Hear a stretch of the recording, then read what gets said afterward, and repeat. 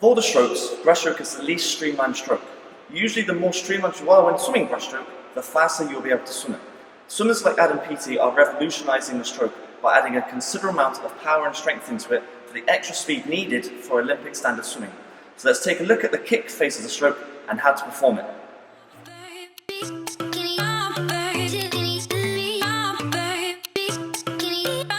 We're going to take a look at two different ways to do breaststroke kick, which are both extremely similar and trying to get the same result. The first one is breaststroke kicking on your front with your hands by your side, and the second is the same except for being in a streamlined position. The aims for both are exactly the same. Keep your body as close to the surface of water as possible, stay as streamlined as possible, and accelerate the leg kick so it's more of a whip kick.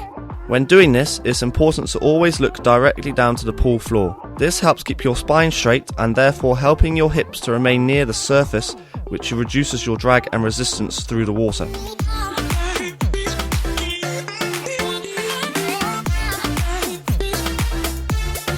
When thinking about the leg kick, the most vital thing to do is to turn your feet outwards in order to be able to push more water with not just your feet but also your shin.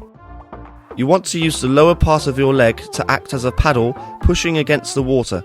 The bigger the surface area, the more water you'll be able to push. However, turning your feet out does increase your drag, so once you perform the whip kick action, you want to return as streamlined as possible again by pointing your toes as if you were a ballerina, extending your ankles.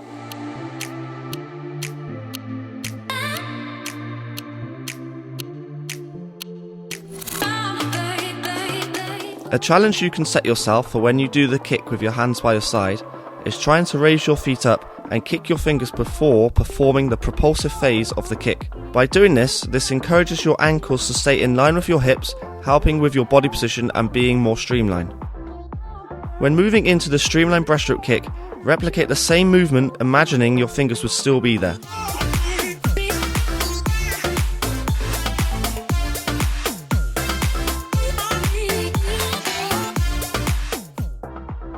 The key to this drill is having a high body position and being streamlined. With that in mind, breaststroke kick does have a few common faults which hamper this. First of which, a lot of swimmers who are learning to swim do, is performing the breaststroke kick with knees underneath their body. Instead of focusing on bringing their feet up towards their bum, some younger swimmers tuck their knees up towards their chest, which obviously puts them out of streamline and drops their body position.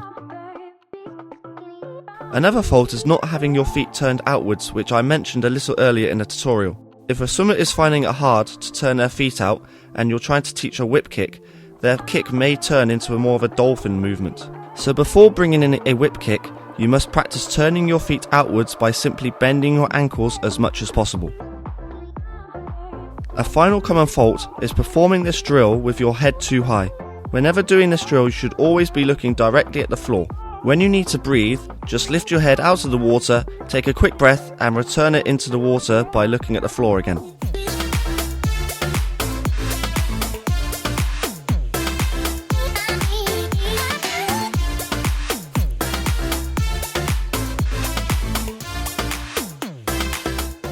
So if you'd like to look at this drill and want to try it yourself, let us know how you get on in the comments below. We're always here to help.